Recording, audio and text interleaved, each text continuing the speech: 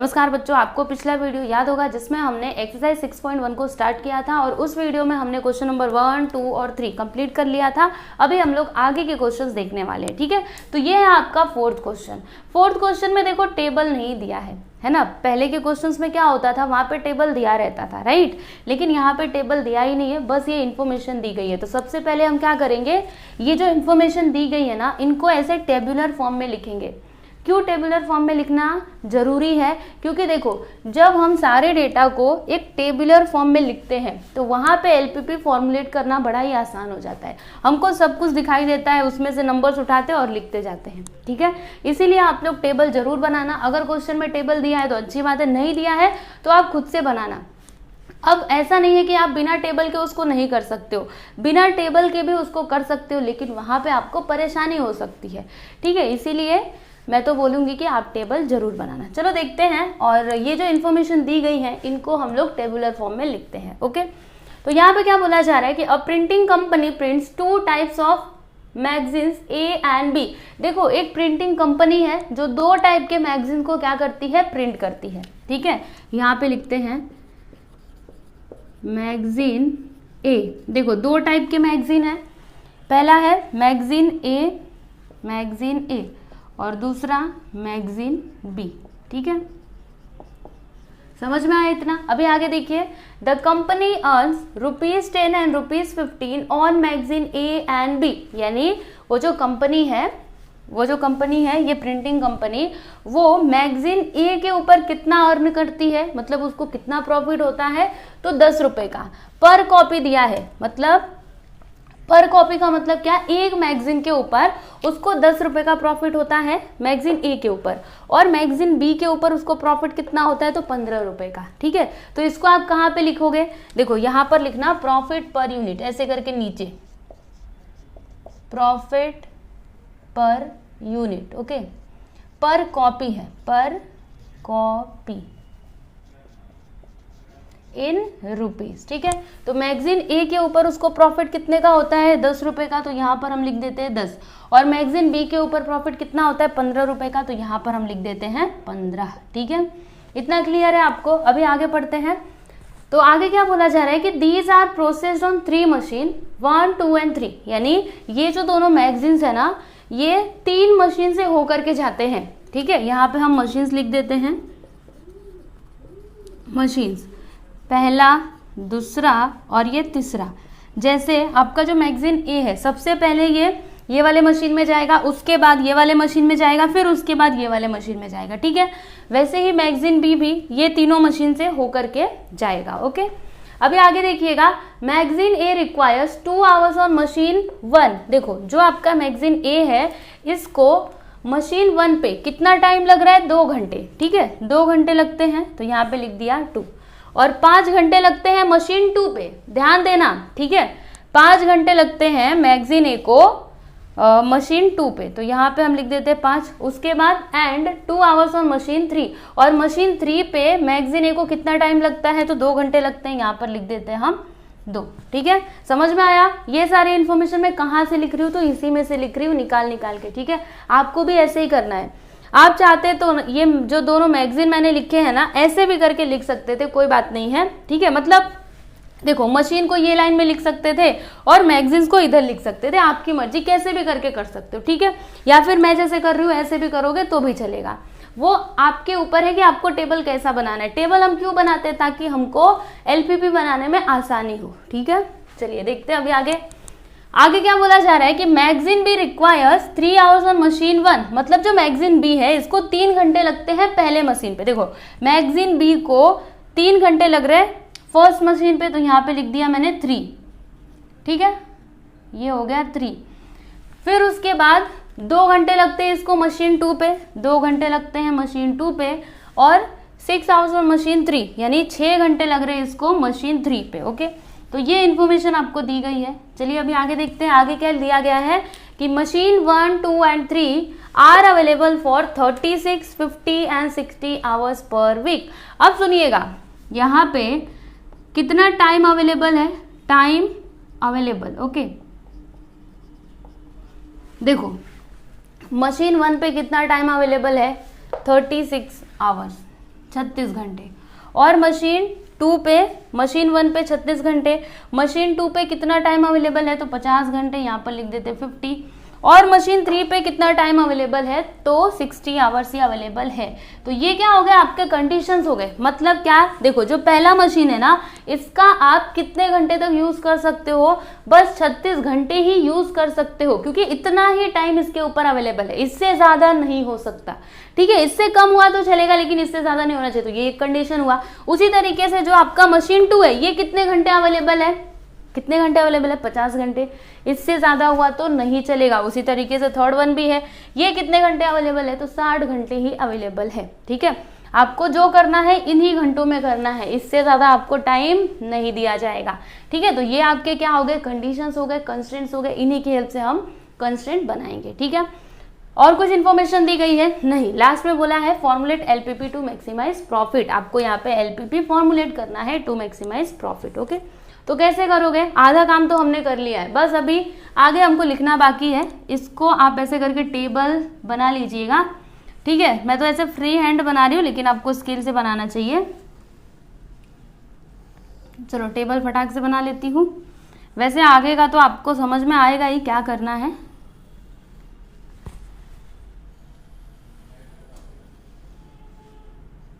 चलिए अभी आगे क्या लिखेंगे, तो यहाँ पे सबसे पहले क्या आएगा, डिसीजन वेरिएबल। राइट, हम क्या कंसिडर करेंगे कि एक्स नंबर ऑफ यूनिट क्या होता है, मैगजीन ए प्रोड्यूस होता है, मतलब प्रिंट होता है, और magazine B Y number of units क्या होता है, प्रिंट होता है। ठीक है, ऐसे करके हम कंसिडर कर लेंगे। तो यहाँ पे हम लिखेंगे लेट प्रिंटिंग कंपनी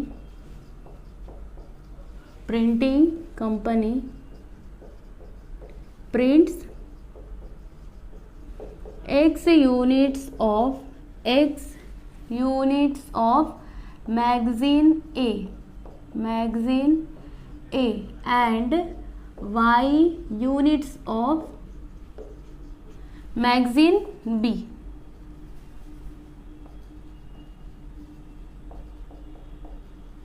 तो ये हो गया आपके डिसीजन वेरिएबल्स। हमने क्या कंसिडर किया है कि जो मैगजीन ए है ना, ये कितना प्रिंट हो रहा है, x नंबर ऑफ यूनिट्स, और जो मैगजीन वाई है, मैगजीन बी है, वो कितने नंबर ऑफ यूनिट्स प्रोड्यूस हो रहा है, तो वाई नंबर ऑफ यूनिट्स। ठीक है, तो ये आपके हो गए डिसीजन वेरिएबल्स। अभी उसके बाद हम क्या लिखते हैं, ऑब्जेक्टिव फंक्शन लिखते हैं। तो ऑब्जेक्टिव फंक्शन को डिनोट किससे करते हैं, जेड से करते हैं। तो यहाँ पर क्या लिखेंगे, जेड इज इक्वल टू, अभी सुनिएगा, मैगजीन ए के ऊपर प्रॉफिट कितना हो रहा है, 10 रुपए का प्रॉफिट हो रहा है। कितने number of units magazine A print होता है, तो एक्स नंबर ऑफ यूनिट्स, तो टोटल प्रॉफिट कितना हो जाएगा मैगजीन ए के ऊपर, 10 इंटू एक्स। राइट, तो यहाँ पर हम लिख देंगे 10x। उसके बाद यहाँ पर देखिएगा, इस मैगजीन बी के ऊपर कितना प्रॉफिट हो रहा है, 15 रुपए का। कितने नंबर ऑफ यूनिट्स ये प्रोड्यूस हो रहा है, वाई नंबर ऑफ यूनिट्स, तो टोटल प्रॉफिट क्या हो जाएगा मैगजीन बी के ऊपर, 15y। तो यहाँ पर हम लिख देंगे 15y।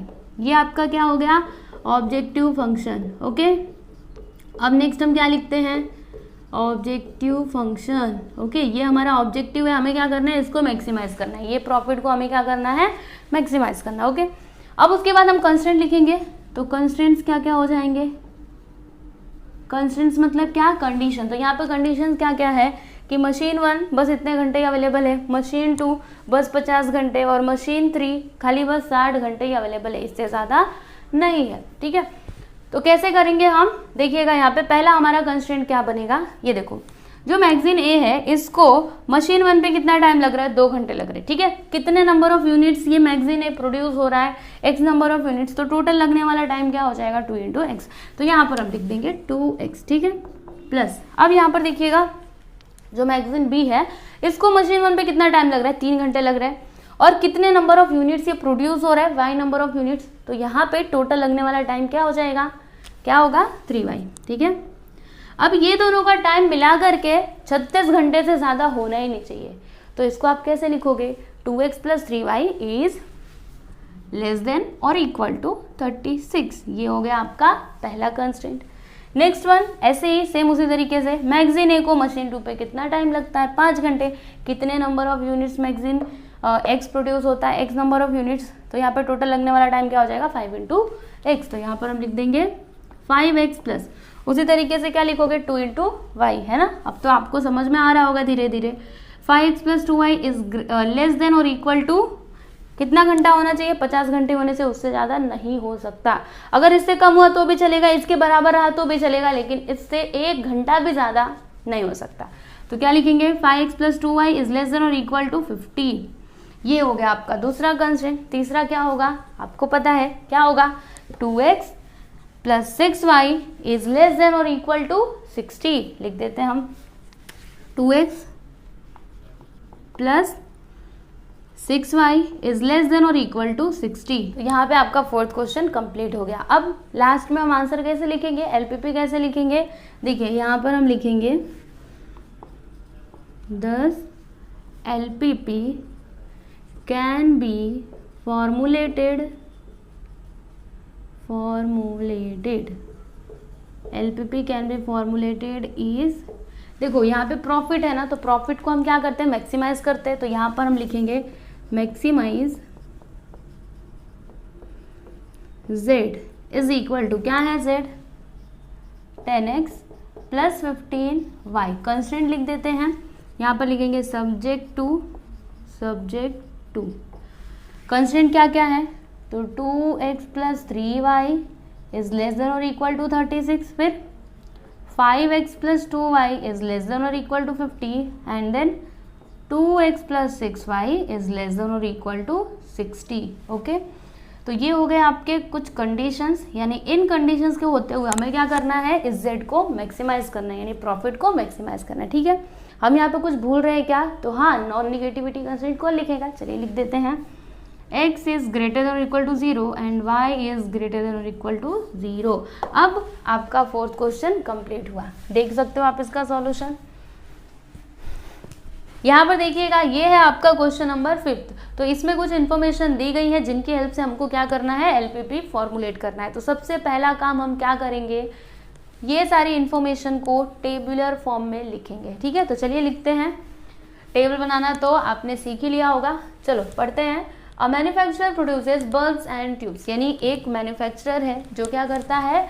बल्ब्स और ट्यूब्स को प्रोड्यूस करता है। ठीक है, तो यहाँ पर हम लिख देते हैं बल्ब्स और यहाँ पे लिख देते हैं ट्यूब्स। ठीक है, अब आगे देखिए क्या दिया है कि each of this must be processed through 2 machines M1 and M2, यानी ये जो दोनों बल्ब्स और ट्यूब्स है ना, इनको 2 मशीन से होकर के जाना पड़ता है। देखो मैं यहाँ पे मशीन्स लिखती हूँ, मशीन्स M1 और M2। पहला मशीन ये हो गया M1 और दूसरा मशीन हो गया M2। यानी देखो, अगर बल्ब बनाना है तो सबसे पहले इसको मशीन 1 में भेजेंगे, उसके बाद मशीन 2 में भेजेंगे। उसी तरीके से अगर आपको ट्यूब बनाना है तो पहले ये मशीन 1 में जाएगा, उसके बाद मशीन 2 में जाएगा। ठीक है, अभी आगे देखिएगा, आगे क्या बोला जा रहा है कि a package of bulbs require 1 hour of work on machine M1। अभी सुनिए ध्यान से, जो बल्ब है, ठीक है, इसको बनाने में देखो मशीन 1 के ऊपर इसको कितना टाइम लगता है बनने के लिए? तो 1 घंटे लगते हैं। तो यहाँ पर लिख देते हैं हम 1 घंटे, मतलब बल्ब को मशीन 1 में कितना टाइम लग रहा है? 1 घंटा। ठीक है, and 3 hours of work on M2, और M2 में इसको कितना टाइम लगता है? तो 2 घंटे। यहाँ पर लिख देते हैं 2। ठीक है, आगे देखिए, a package of tubes require 2 hours on machine मतलब M1 and 4 hours on machine मतलब M2। तो सुनिए, ये जो ट्यूब है इसको M1 में कितना टाइम लग रहा है? तो 2 घंटे लग रहे हैं। तो यहाँ पर हम लिख देते हैं 2, और 4 घंटे लगते हैं इसको M2 में। तो यहाँ पर हम लिख देते हैं 4। ठीक है, इतना क्लियर है आपको? अब यहाँ पे मैंने ये जो इन्फॉर्मेशन लिखा है ना, ये आपके टेक्स्ट बुक में नहीं दिया है, मतलब वो मिसिंग है। ठीक है, तो आप ये करेक्शन कर लेना। देखो उसमें ना जो टाइम अवेलेबल रहता है वो दिया ही नहीं है, तो उसके बिना हम एलपीपी कैसे फॉर्मुलेट कर पाएंगे, है ना? तो वो इन्फॉर्मेशन क्या है? मिसिंग है, तो आप उसको करेक्ट करिएगा। देखो मैक्सिमम अवेलेबिलिटी कितनी है M1 की? 10 घंटे। यहाँ पे देखना टाइम अवेलेबल, ठीक है, टाइम अवेलेबल टाइम कितना है? तो M1 कितने घंटे के लिए अवेलेबल है? तो 10 घंटे के लिए। ठीक है, और जो आपका M2 है ये कितने घंटे के लिए अवेलेबल है? तो 12 घंटे के लिए। यहाँ पर हम लिख देते हैं 12। ठीक है, इतना आपको समझ में आया? अब उसके बाद आगे देखिएगा, यहाँ पे प्रॉफिट भी दिया गया है। तो ही अर्न्स अ प्रॉफिट ऑफ 13.5 पर पैकेज ऑफ बल्ब्स। अभी सुनिए, वो जो मैन्युफैक्चरर है उसको बल्ब के ऊपर कितना प्रॉफिट हो रहा है, तो 13.5। ओके, तो यहाँ पर हम लिख देते हैं ₹13.5। यहाँ पर क्या लिखेंगे, प्रॉफिट लिखेंगे, प्रॉफिट पर पैकेज, प्रॉफिट पर पैकेज। ठीक है, पूरे का नहीं है, पर पैकेज है, इन रुपीज़। फिर ट्यूब के ऊपर उसको प्रॉफिट कितने का हो रहा है, 55 रुपीज़ का, तो यहाँ पर हम लिख देते हैं 55। ओके, फिर लास्ट में क्या बोला, formulate LPP to maximise the profit. ठीक है, हमें यहाँ पे एलपीपी फॉर्मुलेट करना है, किसको मैक्सिमाइज करने के लिए, तो प्रॉफिट को मैक्सिमाइज करने के लिए। ठीक है, तो यहाँ पे सबसे पहले तो ऐसे करके टेबल बना लेते हैं। अब यहाँ पर देखिएगा, सबसे पहले हम क्या लिखते हैं, डिसीजन वेरिएबल्स, राइट। तो यहाँ पर हम क्या कंसिडर करेंगे, यहाँ पर लिखेंगे लेट मैन्युफैक्चरर, थोड़ा सा नीचे लिखते हैं, लेट द मैन्युफैक्चरर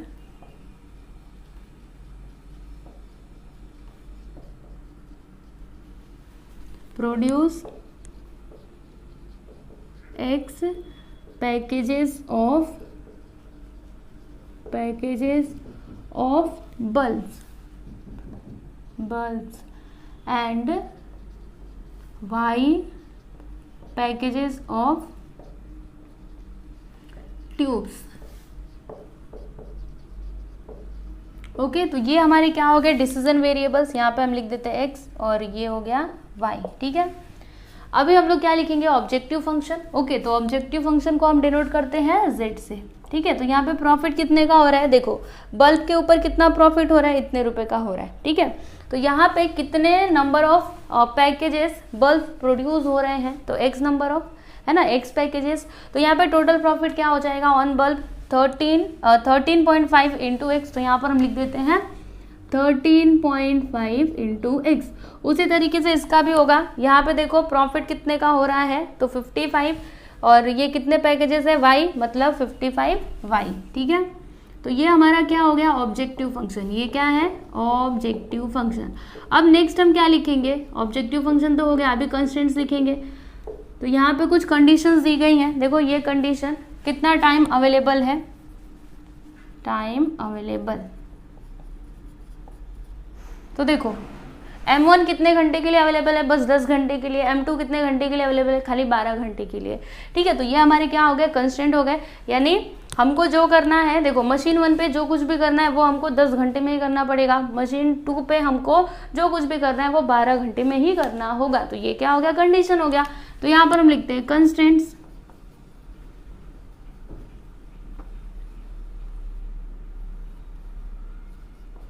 तो पहला कंस्टेंट यहाँ पे क्या होगा, देखिएगा ये जो बल्ब है, ठीक है, इसको M1 पे कितना टाइम लग रहा है, 1 घंटे। ठीक है, और यहाँ पे नंबर ऑफ पैकेजेस कितना है, x है, तो 1 इंटू एक्स क्या हो जाएगा, x। तो यहाँ पर हम लिख देते हैं x प्लस, उसी तरीके से यहाँ पे 2 है, यहाँ पे y है, तो 2 इंटू वाई हो जाएगा। ठीक है, अभी ये दोनों का टाइम मिला करके कितना होना चाहिए, या तो 10 घंटे होना चाहिए या फिर इससे कम, इससे ज़्यादा नहीं होना चाहिए। ठीक है, क्योंकि इतना ही टाइम आपके पास है, इससे ज़्यादा नहीं है। तो क्या लिखेंगे, x plus 2y is less than और इक्वल टू 10। ठीक है, ये हो गया पहला कंस्टेंट। दूसरा कंस्टेंट क्या होगा, 2x plus 4y is less than और इक्वल टू 12। लिख देते हैं 2x plus 4y is less than और इक्वल टू 12। ठीक है, तो ये क्या हो गए, हमारे कंस्टेंट हो गए। अभी हम लिखेंगे कैसे, यहाँ पे हम लिखेंगे कि thus LPP can be formulated, can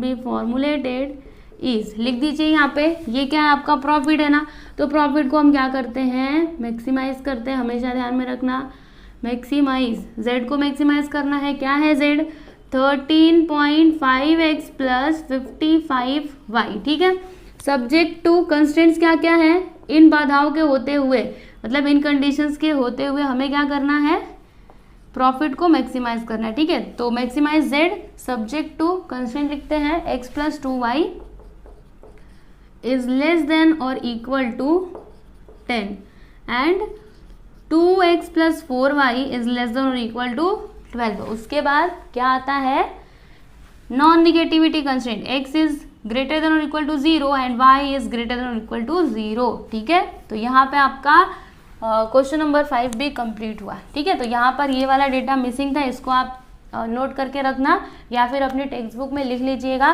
कि M1 अवेलेबल है 10 घंटे के लिए और ये M2 अवेलेबल है 12 घंटे के लिए। क्योंकि अगर आपके पास यही नहीं रहेगा कंस्ट्रेंट तो आप कैसे बनाओगे, क्योंकि यही तो हमारे कंडीशंस है ना, जो करना है हमको इतने में ही करना है। ओके, तो चलिए आप इसको लिखिए, उसके बाद हम लोग अगला क्वेश्चन देखते हैं। यहाँ पर देखिएगा ये है आपका 6th क्वेश्चन। तो इसमें क्या बोला जा रहा है कि a company manufacture 2 types of fertilisers F1 and F2। एक कोई कंपनी है जो 2 टाइप के फर्टिलाइजर्स को क्या करती है, मैन्युफैक्चर करती है, F1 और F2। ठीक है, फिर each type of fertiliser require 2 raw materials A and B, यानी ये जो दोनों फर्टिलाइजर्स हैं इनको मैन्युफैक्चर करने के लिए हमको 2 रॉ मटेरियल्स की जरूरत पड़ती है, A और B। ठीक है, रॉ मटेरियल्स कौन कौन से हैं, तो A और B, और फर्टिलाइजर कौन कौन से हैं, F1 और F2। ठीक है, और ये इंफॉर्मेशन क्या है, तो देखो ये क्या है, अवेलेबिलिटी ऑफ रॉ मटेरियल्स। जैसे जो आपका रॉ मटेरियल A है ना, ये कितना अवेलेबल है, तो 40 यूनिट्स। ओके, B कितना अवेलेबल है, 70 यूनिट्स। ठीक है, और ये क्या है, तो देखो F1 को प्रोड्यूस करने के लिए रॉ मटेरियल A की कितनी ज़रूरत पड़ती है, तो 2 यूनिट की। मतलब क्या, देखो अगर हमको 1 यूनिट ऑफ F1 को प्रोड्यूस करना है तो हमें A कितना चाहिए होगा, 2 यूनिट, और B कितना चाहिए होगा, 1 यूनिट। ठीक है, उसी तरीके से अगर हमको F2 को मैन्युफैक्चर करना है तो हमें A कितना चाहिए होगा, 3 यूनिट, और B कितना चाहिए होगा, 4 यूनिट। ठीक है, तो ये इन्फॉर्मेशन आपको दी गई है। और यहाँ पे प्रॉफिट दिया गया है, ये देखिए, by selling 1 unit of F1 and 1 unit of F2 company get a profit of ₹500 and 750। देखो F1 को जब सेल करते हैं ना तो प्रॉफिट होता है कितना, 500, और जब हम F2 को सेल करते हैं तो प्रॉफिट होता है 750। ठीक है, ये क्या है आपका प्रॉफिट पर यूनिट। जो प्रॉफिट है ना वो पर यूनिट में ही हमेशा रहता है, आप ध्यान रखना। मतलब एक का ही प्रॉफिट रहता है, पूरे का प्रॉफिट नहीं रहता है। ठीक है, एक यूनिट ऑफ फर्टिलाइजर का ही ये प्रॉफिट है। ओके, क्लियर है आपको। तो इतना सारा डेटा दिया गया है, आपको यहाँ पे LPP फॉर्मुलेट करना है टू मैक्सिमाइज द प्रॉफिट। तो कैसे करेंगे, देखो ये क्वेश्चन तो बड़ा ही आसान है क्योंकि इसमें हमको टेबल बनाना ही नहीं है, टेबल तो पहले से दिया गया है। अभी हम क्या लिखेंगे, यहाँ पे डिसीजन वेरिएबल्स लिखेंगे, उसके बाद ऑब्जेक्टिव फंक्शन, फिर कंस्ट्रेंट, उसके बाद हमारा सम कंप्लीट हो जाएगा। तो क्या लिखेंगे हम यहाँ पे, सॉल्यूशन। अभी डिसीजन वेरिएबल हम क्या लेंगे, तो देखिए हम ऐसा अज्यूम करते हैं कि जो F1 है ना ये कितना मैन्युफैक्चर होता है, X यूनिट्स, और ये जो F2 है ये कितना मैन्युफैक्चर हो रहा है, Y यूनिट्स। तो यहाँ पर हम लिखेंगे कि लेट अ कंपनी मैन्युफैक्चर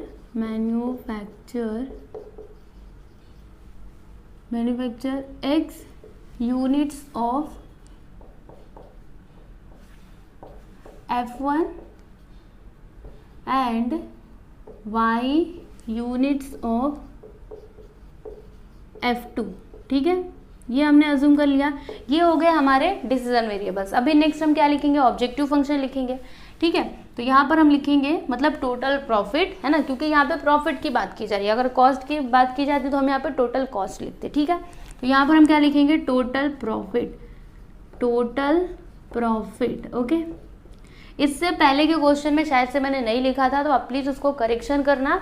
ठीक है, यहाँ पे आपको लिखना चाहिए, वैसे नहीं लिखोगे फिर भी चलता है ना, हम लोग Z ही लिखते हैं, लेकिन फिर भी आपको लिख देना चाहिए क्योंकि आपके टेक्स्ट बुक में ऐसे ही सॉल्यूशन दिया गया है, वहाँ पे टोटल प्रॉफिट और टोटल कॉस्ट दिया गया है, इसीलिए आप लोग को भी लिखना चाहिए। ठीक है, क्या लिखेंगे हम, टोटल प्रॉफिट, जिसको हम डिनोट करते हैं Z से, है ना, ऑब्जेक्टिव फंक्शन को हम Z से डिनोट करते हैं। तो यहाँ पर लिखेंगे Z is equal to, okay, तो टोटल प्रॉफिट कितना होगा हमारा, यहाँ पर देखिएगा F1 के ऊपर प्रॉफिट कितना हो रहा है, 500 रुपीज़ का। ओके, और ये कितना मैन्युफैक्चर हो रहा है, X number of units. Okay, तो टोटल प्रॉफिट कितना हो जाएगा F1 के ऊपर 500 इंटू X, यानी कि 500X। ठीक है, फिर प्लस, अब यहाँ पे देखना F2 के ऊपर प्रॉफिट कितना हो रहा है, 750 का, और ये कितना मैन्युफैक्चर हो रहा है, Y नंबर ऑफ यूनिट्स, तो टोटल प्रॉफिट कितना हो जाएगा F2 का, 750 इंटू Y। तो यहाँ पर हम लिख देंगे 750Y। ये क्या हो गया, ऑब्जेक्टिव फंक्शन। ओके, ये हमारा है ऑब्जेक्टिव फंक्शन। अभी नेक्स्ट हम क्या लिखते हैं, तो कंस्ट्रेंट लिखते हैं। तो यहाँ पे कंस्ट्रेंट क्या क्या हो जाएंगे, देखिए यहाँ पर लिखेंगे कंस्ट्रेंट्स।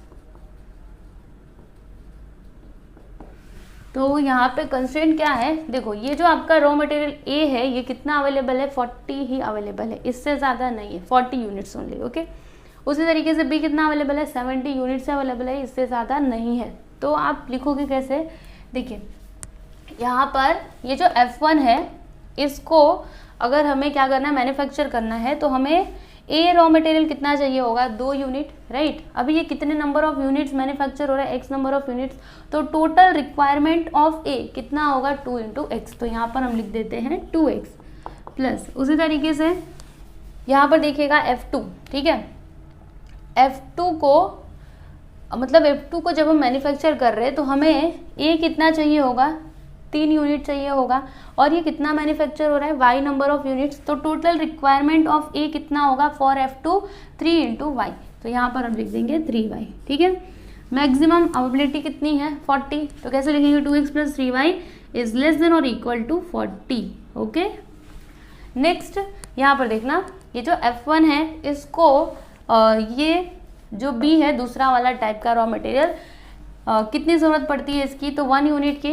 ये कितने नंबर ऑफ यूनिट्स ये प्रोड्यूस हो रहा है, x नंबर ऑफ यूनिट्स।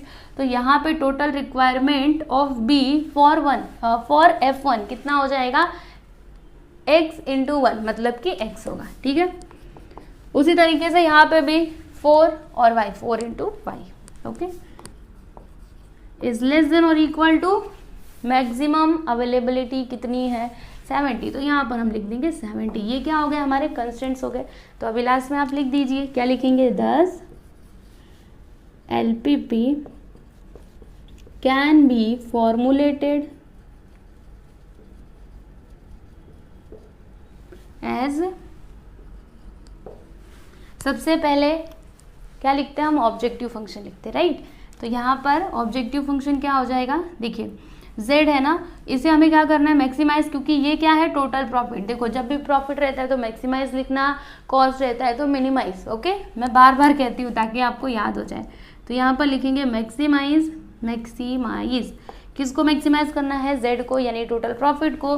कितना है, 500x + 750y subject to, constraint यहाँ पर लिख दीजिएगा, सब्जेक्ट टू, कंस्ट्रेंट क्या है, 2x + 3y is less than और equal to 40 and x + 4y is less than और इक्वल टू 70, ठीक है। फिर लास्ट में क्या आएगा, नॉन निगेटिविटी कंस्ट्रेंट है ना, y इज ग्रेटर देन और equal to 0 and x is greater than और इक्वल टू 0। ऐसा हम क्यों लिखते हैं, क्योंकि देखो x कभी भी निगेटिव हो सकता है क्या, नहीं हो सकता, y निगेटिव हो सकता है, नहीं हो सकता, या तो ये होगा ही नहीं, लेकिन होगा तो कुछ ना कुछ नंबर में होगा, वो कभी भी माइनस में नहीं हो सकता। इसलिए हमको ये लिखना है, x इज ग्रेटर देन और equal to 0 and y is greater than और इक्वल टू 0। ओके, यहाँ पे आपका क्वेश्चन नंबर 6 भी कंप्लीट हुआ। अब हम यहाँ पर देखेंगे 7th क्वेश्चन। तो अगेन इसमें टेबल नहीं दिया है तो हम क्या करेंगे, ये जो डेटा दिया गया है इसको एक टेबुलर फॉर्म में लिखेंगे और फिर उसके बाद LPP फॉर्मुलेट करेंगे, ठीक है। तो यहाँ पे क्या बोला जा रहा है कि a doctor has prescribed 2 different kinds of feeds A and B to form a weekly diet for sick person. तो यहाँ पे कितने प्रकार के फीड्स की बात की जा रही है, 2 प्रकार के, A और B। तो यहाँ पर हम लिख देते हैं A और B, ठीक है, फूड A, फूड B। फिर आगे क्या बोला जा रहा है कि the minimum requirement of fats, carbohydrates and proteins are 18, 28, 14 units respectively. तो यहाँ पर सबसे पहले तो हम लिखते हैं फैट्स, उसके बाद क्या है, कार्बोहाइड्रेट्स, फिर प्रोटीन्स। इनका मिनिमम रिक्वायरमेंट दिया गया है, क्या दिया है, मिनिमम रिक्वायरमेंट, ठीक है। मिनिमम, बी को थोड़ा इधर लिखते हैं, मिनिमम रिक्वायरमेंट। देखो फैट का मिनिमम रिक्वायरमेंट कितना है, 18। तो यहाँ पर हम क्या लिखेंगे, फैट के सामने 18 लिख देंगे। फिर कार्बोहाइड्रेट्स का मिनिमम रिक्वायरमेंट 28 है, तो यहाँ पर हम लिख देंगे 28 यूनिट्स, ओके। फिर जो आपका प्रोटीन है इसका मिनिमम रिक्वायरमेंट कितना है, 14 यूनिट्स। तो यहाँ पर हम लिख देंगे 14 यूनिट्स, 28 को थोड़ा ऊपर लिखते हैं, ठीक है, तो ये हमने लिख दिया। अभी आगे देखिएगा, आगे क्या बोला जा रहा है कि 1 unit of food A has 4 units of fat. देखो ये जो आपका फूड ए है, ये आपका फूड ए और ये आपका फूड बी, ठीक है। तो ये जो आपका फूड ए है, इसका जो 1 यूनिट है उसमें फैट कितना रहता है, तो 4 यूनिट्स, ठीक है। तो यहाँ पर हम लिख देते हैं 4, ठीक। ये थोड़ा इधर हो गया, 1 मिनट, थोड़ा मैं इसको इधर लिखती हूँ यहाँ पे, फूड ए, ठीक है। तो फैट कितना इसमें रहता है, 4 यूनिट्स। फिर 14 यूनिट्स ऑफ कार्बोहाइड्रेट्स, और कार्बोहाइड्रेट्स कितना रहता है, तो 14 units. And 8 units of protein, protein कितना रहता है, तो 8 यूनिट्स, ओके। ये हमने लिख दिया। फिर आगे देखिए 1 यूनिट ऑफ फूड बी, अभी फूड बी के 1 यूनिट में 6 यूनिट क्या रहता है, फैट रहता है, तो यहाँ पर लिखेंगे 6। उसके बाद 12 यूनिट क्या रहता है, कार्बोहाइड्रेट्स, तो यहाँ पे लिख देंगे 12। और उसके बाद 8 यूनिट्स ऑफ प्रोटीन, प्रोटीन कितना रहता है, 8 यूनिट्स, तो यहाँ पर हमने लिख दिया 8, ठीक है। समझ में आया कैसे मैं कर रही हूँ। फिर नीचे आ जाइए, यहाँ पे क्या बोला जा रहा है कि the price of food A is ₹4.5 per unit. देखो यहाँ पे प्राइस दिया गया है, यहाँ पर हम नीचे लिखते हैं price per unit, price per unit in rupees. कितना दिया है, फूड ए का प्राइस है 4.5 रुपीज़, और जो फूड बी है उसका प्राइस कितना है, 3.5 रुपीज़, ओके, 3.5, ओके। तो क्वेश्चन में जो भी इंफॉर्मेशन दी गई थी उनको हमने टेबुलर फॉर्म में लिख लिया है, राइट। अब हमें क्या करना है, तो एलपीपी को फॉर्मुलेट करना है टू मिनिमाइज द कॉस्ट, ठीक है। तो चलिए करते हैं। सबसे पहले यहाँ पर टेबल बना लेंगे। तो ये देखिए यहाँ पर हमने ये टेबल बना लिया है। अभी हम सबसे पहला क्या करते हैं, तो डिसीजन वेरिएबल्स लेते हैं, है ना, डिसीजन वेरिएबल्स को लिखते हैं। तो यहाँ पर हम क्या कंसिडर करेंगे, ये जो आपका फूड ए है इसको हम कंसिडर करेंगे x, और फूड बी को हम क्या कंसिडर करेंगे, y, ठीक है। तो यहाँ पर हम लिखेंगे, क्या लिखेंगे, let x be the number of units of food A, and y be the number of units of food B। तो यहाँ पर हमने क्या कंसिडर किया है, सुनिएगा ध्यान से। ये जो आपका फूड ए है इसको हमने क्या कंसिडर किया है, x कंसिडर किया है, मतलब x number of units, okay. और फूड बी कितने नंबर ऑफ यूनिट्स है, तो y नंबर ऑफ यूनिट्स, ऐसा हमने अज्यूम किया है, ठीक है।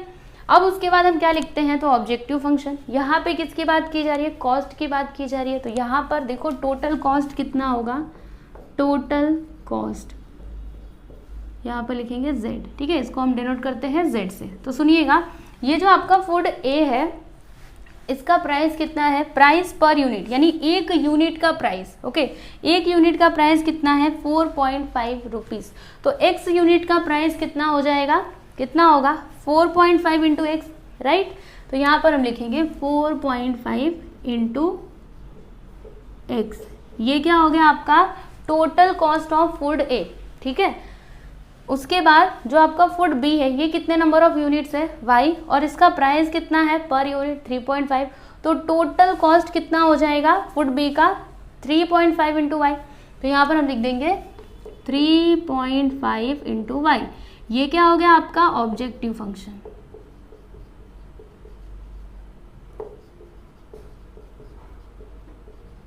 ठीक है। समझ आया इतना। अब उसके बाद हम क्या लिखेंगे, तो कंस्ट्रेंट्स लिखेंगे।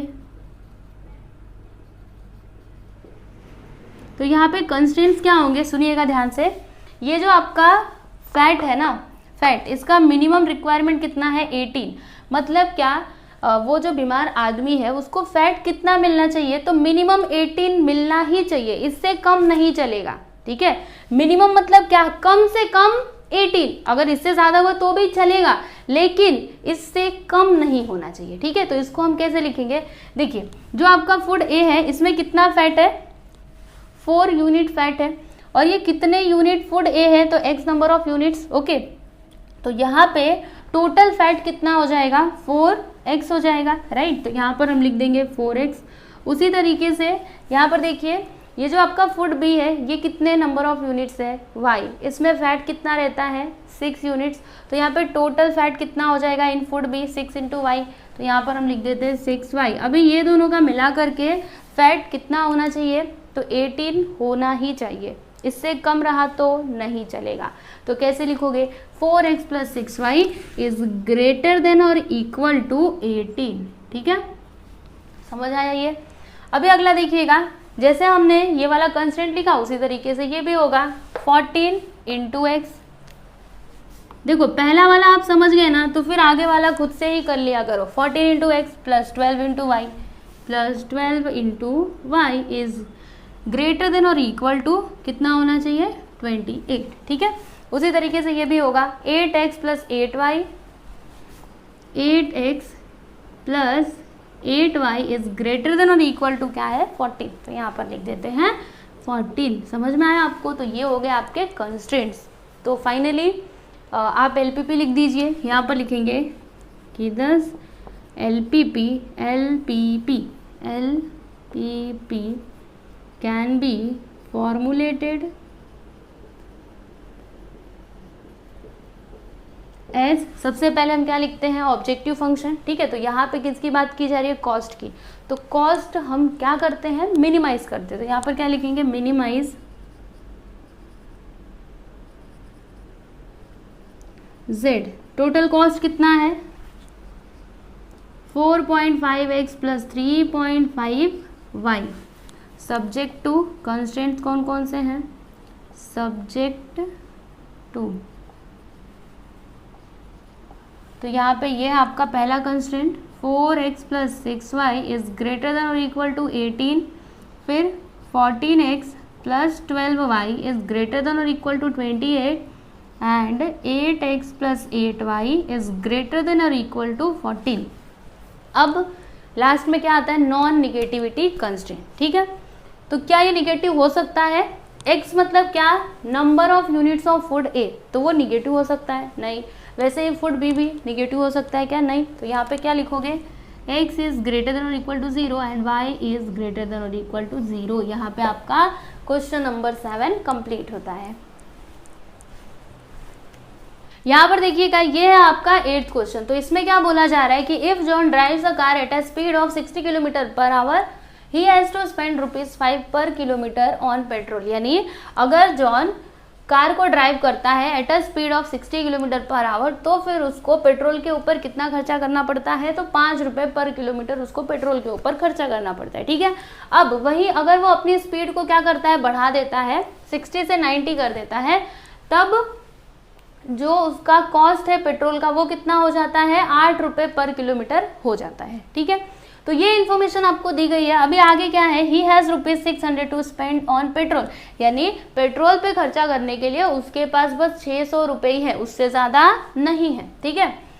And wishes to travel the maximum distance within an hour, और वो 1 घंटे में ज़्यादा से ज़्यादा डिस्टेंस को क्या करना चाहता है ट्रैवल करना चाहता है, ठीक है। तो हमको यहाँ पे LPP फॉर्मुलेट करना है, राइट। तो कैसे करेंगे, तो सबसे पहले तो हम यहाँ पे डिसीजन वेरिएबल लिखेंगे, राइट। तो यहाँ पर हम लिखते हैं, देखो हम यहाँ पे क्या कंसिडर करेंगे ना कि जब उसकी स्पीड इतनी होती है 60 किलोमीटर पर आवर, तो फिर वो कितना डिस्टेंस ट्रैवल करता है x किलोमीटर डिस्टेंस ट्रैवल करता है, ऐसा हम यहाँ पे अज्यूम करेंगे। और जब उसकी स्पीड 90 किलोमीटर पर आवर होती है तो वो कितना डिस्टेंस ट्रैवल करता है, तो y किलोमीटर। ओके चलिए लिखते हैं, यहाँ पर लिखेंगे let John travel x kilometre at a speed of 60 kilometre per hour, okay, and y kilometre at a speed of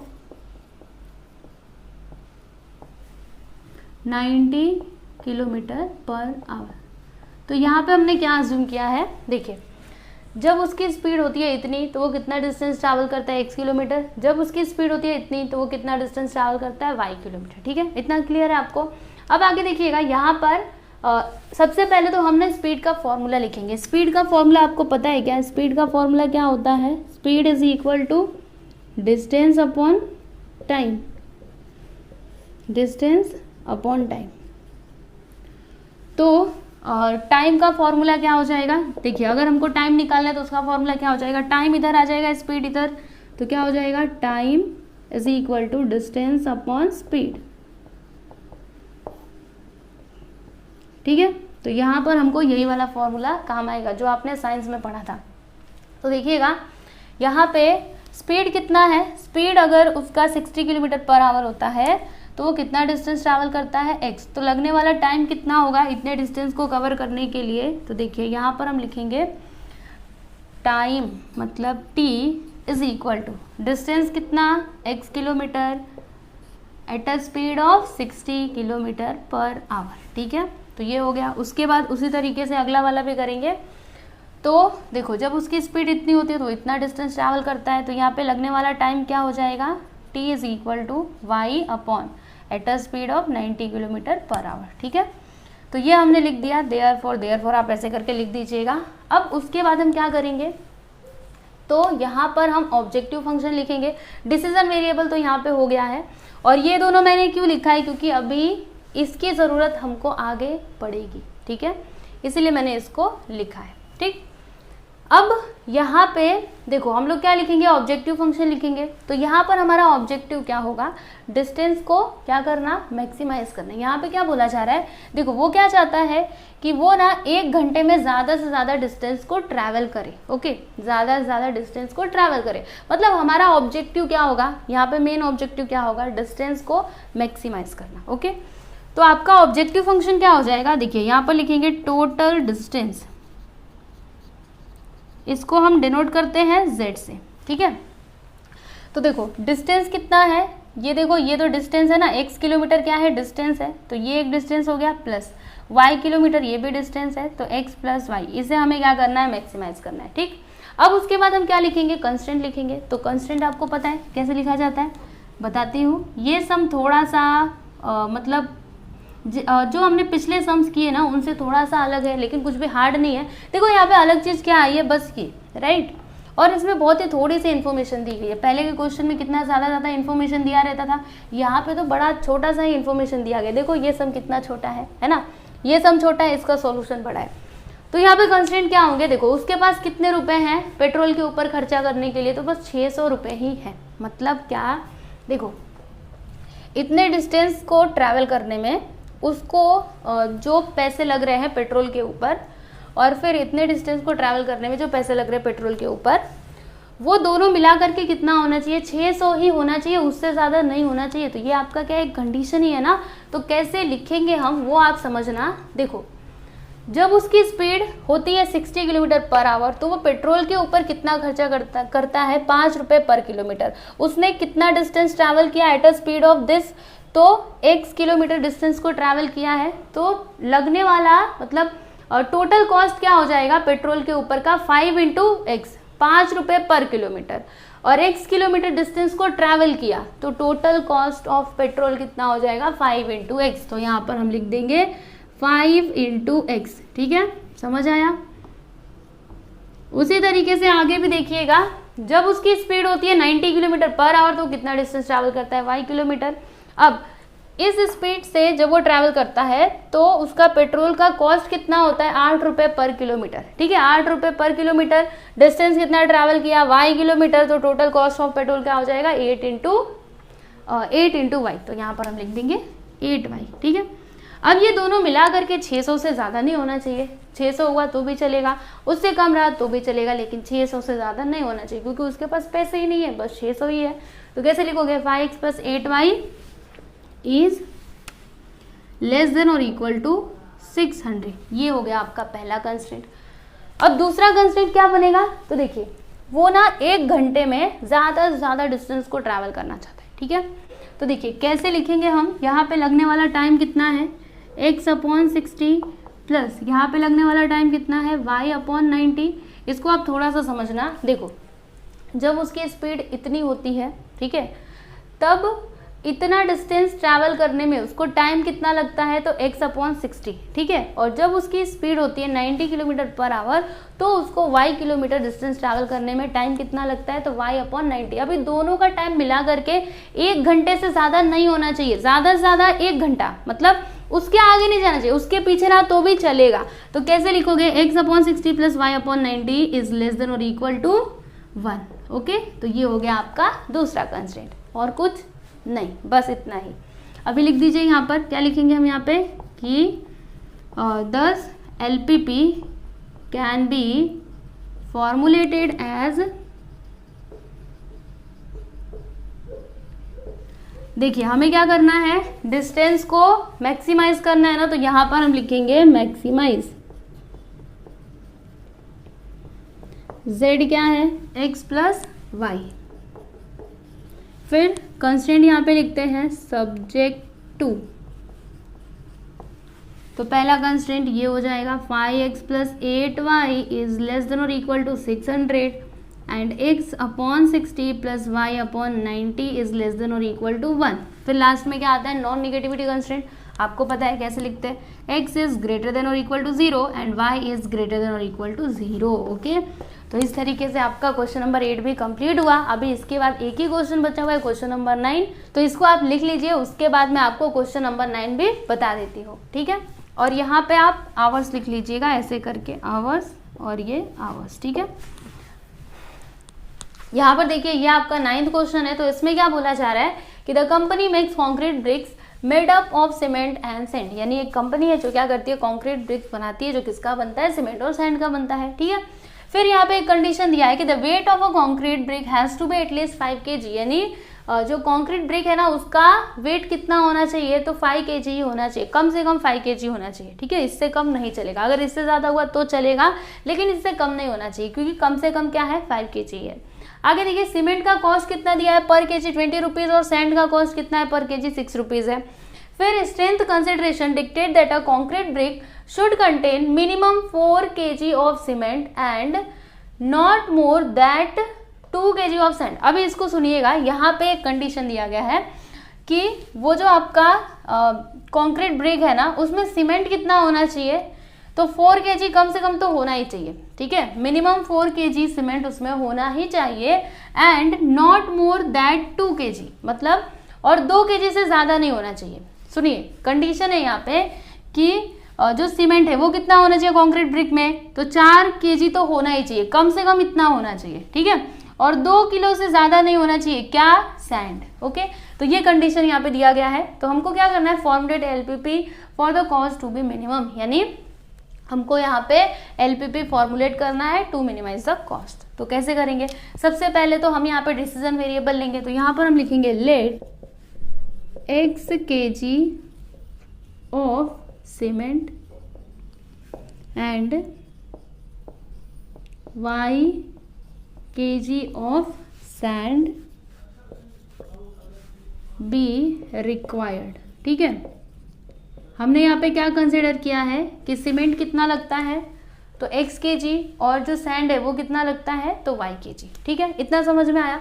अभी हम लोग यहाँ पे ऑब्जेक्टिव फंक्शन लिखेंगे। तो देखिए यहाँ पे कॉस्ट की बात की जा रही है ना, तो क्या हो जाएगा, टोटल कॉस्ट। ठीक है, z इज इक्वल टू, देखिए सैंड का कॉस्ट कितना दिया है पर केजी, सीमेंट का कितना दिया है 20 पर केजी। ठीक है, और कितना केजी है सीमेंट आपका, x kg, राइट। हमने क्या कंसीडर किया है कि इतना केजी सीमेंट लगता है, और इसका कॉस्ट कितना है पर केजी, तो 20 है ना, 20 रुपीज़। तो यहाँ पे टोटल कॉस्ट कितना हो जाएगा सीमेंट का, 20 इंटू x। ठीक है, प्लस अब उसके बाद यहाँ पर देखिएगा जो सैंड है उसका कॉस्ट कितना दिया है पर केजी, तो 6 रुपीज़ पर केजी दिया है, और सैंड कितना लगता है, तो y kg लगता है। तो दोनों को जब हम मल्टीप्लाई करेंगे तो हमको क्या मिलेगा, टोटल कॉस्ट ऑफ सैंड। तो यहाँ पे लिख देंगे 6y। तो ये आपका हो गया ऑब्जेक्टिव फंक्शन, जिसे आपको करना है मिनिमाइज। ओके, यहाँ पर लिख देते हैं ऑब्जेक्टिव फंक्शन।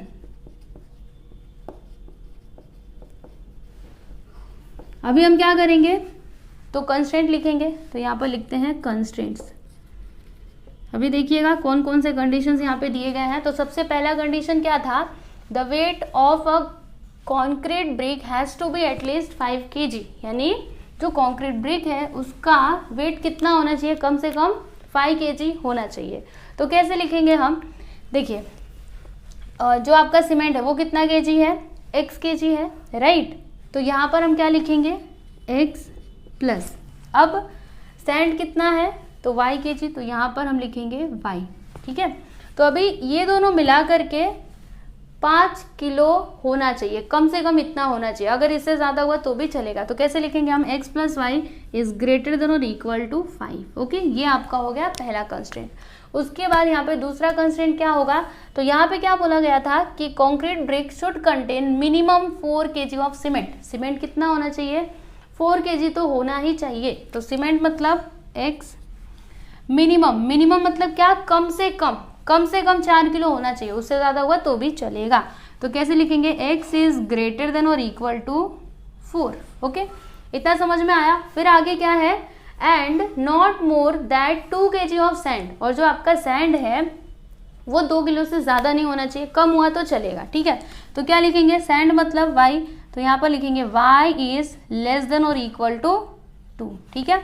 तो ये आपके क्या हो गए, कंस्ट्रेंट्स हो गए। अब उसके बाद लास्ट में आप लिख दीजिए LPP। तो क्या लिखोगे, यहाँ पे आपको लिखना चाहिए 10 LPP कैन बी फॉर्मुलेटेड